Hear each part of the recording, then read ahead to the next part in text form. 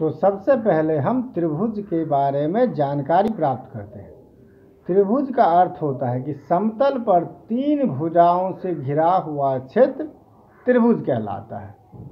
अब त्रिभुज को भुजाओं के आधार पर वर्गीकृत किया जाता है।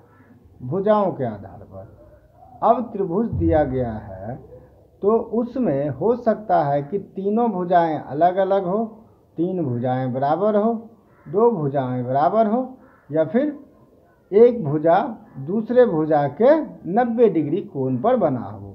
तो इस आधार पे, भुजाओं के आधार पे त्रिभुज का वर्गीकरण किया गया है। तो देखते हैं कि त्रिभुज को कितने भाग में बांटा गया। तो मुख्यतः त्रिभुज को 4 भागों में बांटा गया है। पहला समबाहु त्रिभुज, दूसरा समद्विबाहु त्रिभुज, तीसरा विषमबाहु त्रिभुज और चौथा समकोण त्रिभुज। तो पहला जो त्रिभुज है वो है समबाहु त्रिभुज।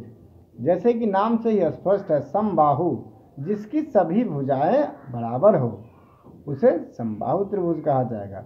दूसरा है समद्विबाहु त्रिभुज, नाम से ही स्पष्ट है, जिसकी 2 भुजाएं बराबर हो तो उसे समद्विबाहु त्रिभुज कहेंगे। और उसके बाद तीसरा जो है वो है विषमबाहु त्रिभुज। विषमबाहु का अर्थ हुआ कि जिसकी तीनों भुजाएं आपस में बराबर ना हो, अर्थात एक दूसरे से भिन्न होगा, उसे हम कहते हैं विषमबाहु त्रिभुज। अब चौथा जो त्रिभुज है वो है समकोण त्रिभुज। समकोण त्रिभुज का मतलब हुआ जिसकी 2 भुजाओं के बीच का कोण हमेशा 90 डिग्री होगा, अर्थात समकोण।